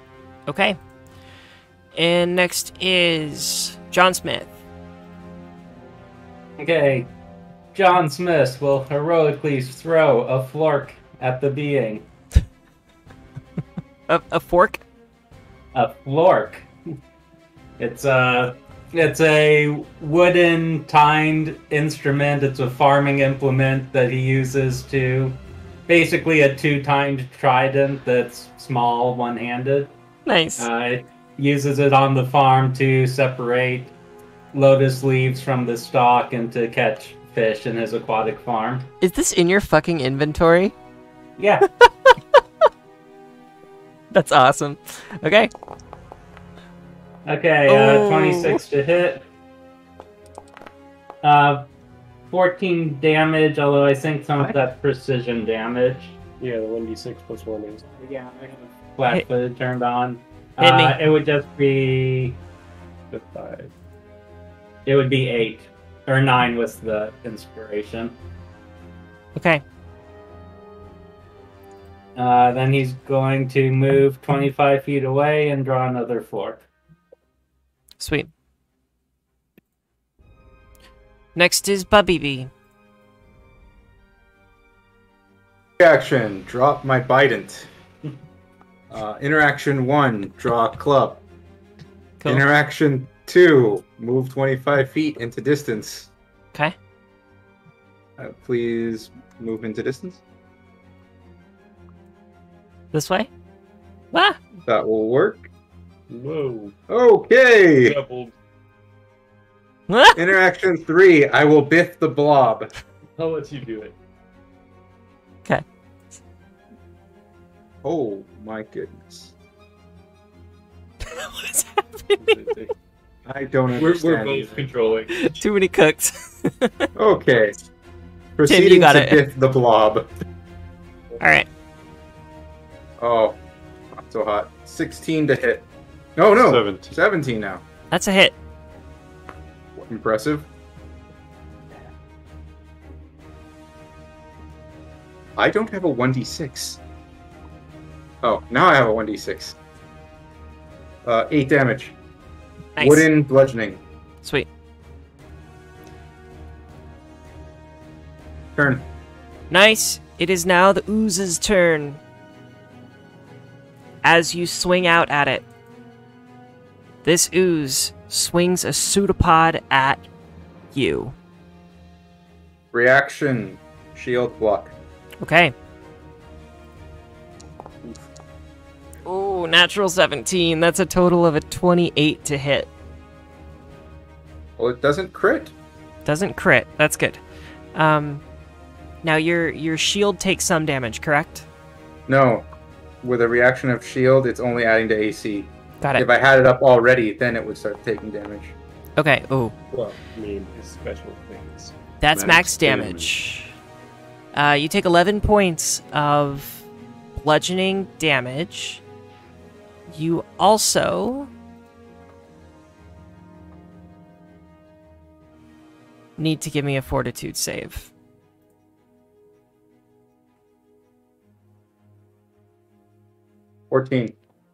DC 14. You're okay. Oh, right. Tetanus. Disgusting. Yeah. Okay. That is its turn. No, that's only one action. No, it can do that some more.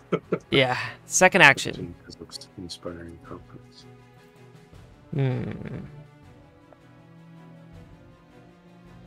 It doesn't do anything else. Second action. It's going to do the same thing again. -5 to hit. Oof.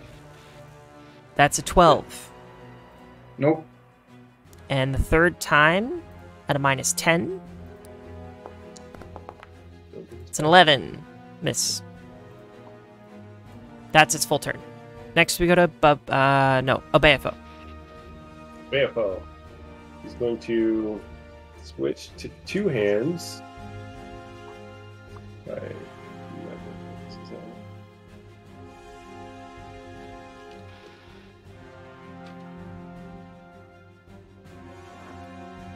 He switches.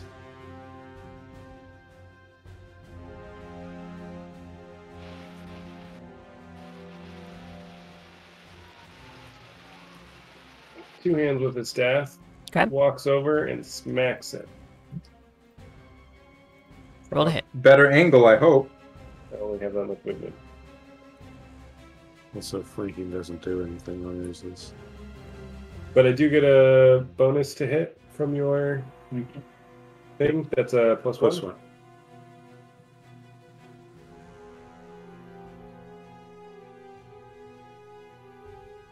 Oh, You got a I did 9 damage. I forgot about your +1. your +1. Nice. Like that does the difference. Well, it Every helps. bit counts. And all of a sudden I heal 11, right? Nope. That is all. All right, was that 10 points of damage? No, 10 to hit. 10 to hit. Okay, you're close, but that's not a hit. Going in with that pacifist run. Good job, Obeafold. All right, next is Oleander. God. I am holding a weapon. The torch, right? Nope, not Dude. that one.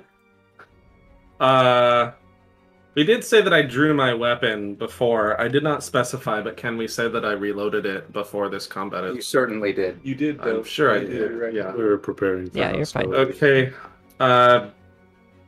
Step up, shoot, reload. Just because I'm a little too far away, and the way I've been rolling tonight, I want my best chances. Don't you have a free 10 feet? That was only on my first. He ran too far away to fire. He thought we would handle it by now. Yeah. Just skip me, man. Oh, Yeah, it was such a delay? low one. No, No, as in I rolled a 3 on the dice, so I Ah. don't think that's gonna hit. God, it's not your night. Does it have an AC of 12? It has an AC Good. of 11.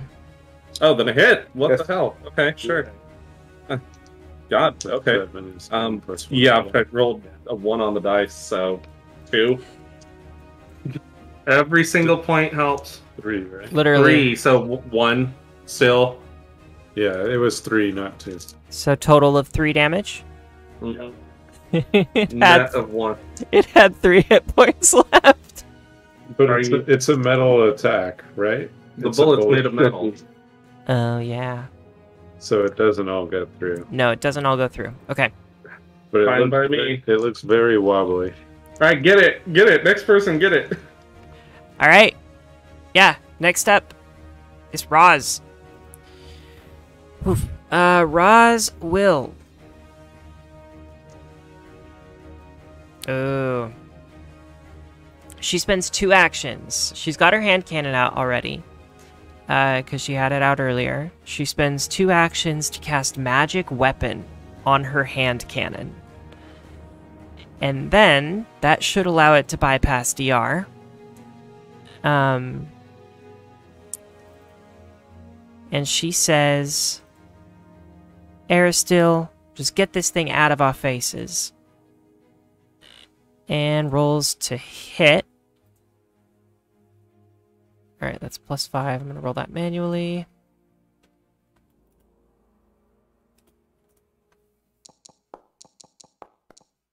$17, it's a hit.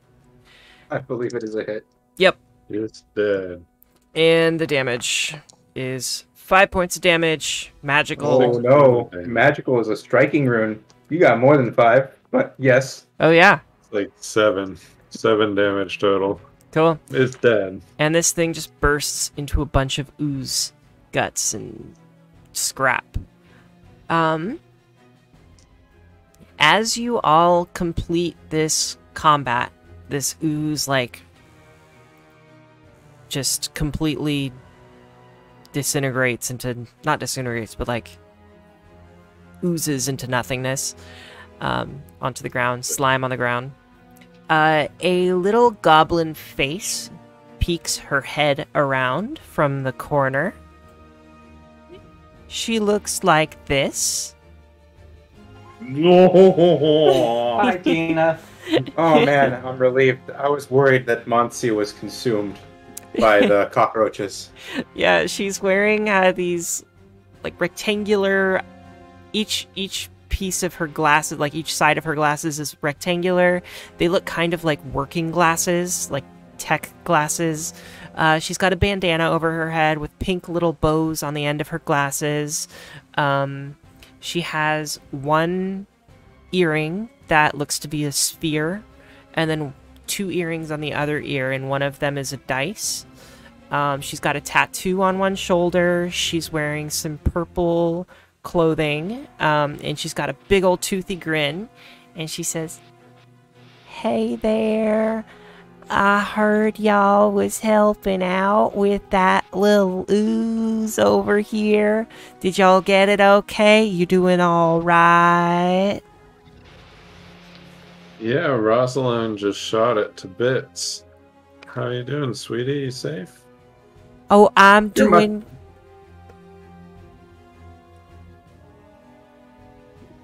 Go, Emma.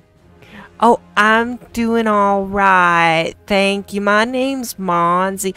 Is that Gomac? Hi, Gomac. And she does a little, like, blush, and she looks at Gomac, and she's, like, kind of doing a little side look, like she's maybe interested in Gomac. And Gomac straightens up and looks at her. Oh, hello, Monzy. It's good to see you. It's good to see you too, sweetheart. She, like, blushes. What were you going to say about BB? You're so articulate, Monsi. Yeah, I was gonna say, Emma, can you not do the Tiny Tina voice? Because this is just a picture of Tiny Tina. Sorry, I apologize. It's okay. Go ahead. I'm done. Let's see. All right, so she kind of looks around and just says, "Well, I have a little workshop round the corner, and I'd love to host y'all for some tea if you'd like to if you'd like to come by. But with that, I guess I'll see you next couple weeks," and we're gonna call session right there. Hey. Yeah. Thank you all. Yeah, don't go to tea with Tiny Tina. Anyway. So I'm thinking maybe in Blob we rust. What do you guys think? I've got two good ones. Not bad. All right, one is Bobby don't like it. Bit the bad plot. Bit the bad plot. The other one is Cranes, Drains, and Nail Gobbler Deals. Oh, that's pretty good. I don't know that one. What's the reference on that? Planes, Trains, and Automobiles. Sorry, I don't know it. Oh, nice. I like that first one. I also did have one. I'll send that to your Dropbox. So, So now we have too many good titles. I think I need to make it known. The reason I'm collecting so much rust is because my we off intention mic? is